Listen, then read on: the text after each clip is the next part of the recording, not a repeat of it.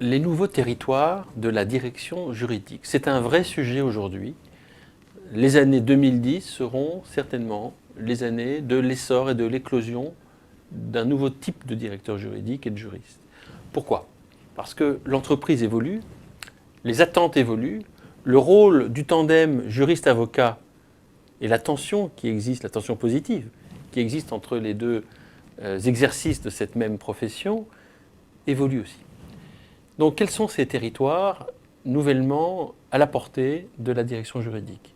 Je commencerai par le lobbying. Le lobbying, c'est le fait de s'intéresser au monde extérieur et aux textes qui sont en devenir.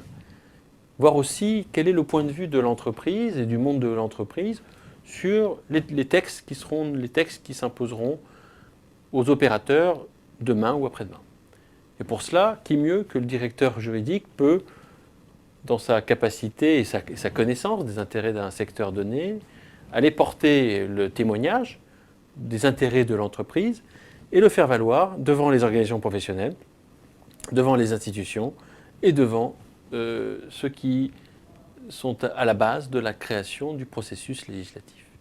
Ça peut être fait au niveau national, mais aussi au niveau supranational, avec les instances, par exemple, européennes. Donc, le juriste au cœur du travail de la co-création de ce que son environnement juridique sera pour l'entreprise demain. Un autre secteur d'importance, c'est le secteur de la conformité, de la compliance. La direction juridique est parfaitement légitime à porter avis sur les programmes de conformité, sur leur mise en œuvre, sur le respect et sur l'examen des infractions aux règles de conformité qui sont celles qui sont organisées par l'entreprise elle-même.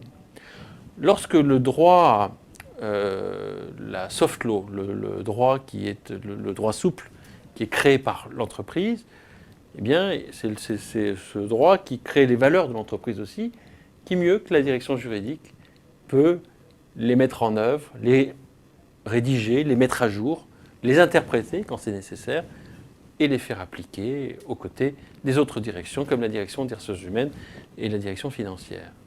Donc voilà tout un tas de tâches qui sont nouvellement à la portée du juriste. Le juriste qui peut développer ici son intérêt pour ses talents qui sont littéraires. À ce moment-là, il aura plus une aptitude à aller être dans la rédaction, dans celui qui rédigera les courriers difficiles, ceux qui vont en une lettre parfois éviter des procès qui dureraient 10 ans. C'est ça aussi être directeur juridique. C'est celui qui va porter la voix de ceux qui dans l'entreprise sont mis à mal par des dossiers, par des difficultés. Et c'est cette capacité à être l'avocat interne, à être le scribe aussi, celui qui sait écrire, et celui qui sait représenter les intérêts au mieux à l'extérieur de l'entreprise que le juriste d'entreprise. Donc tout un tas de pistes à explorer qui aujourd'hui sont déjà en place à l'image de ce que les directions juridiques des groupes globaux permettent aux directeurs juridiques et à leurs équipes.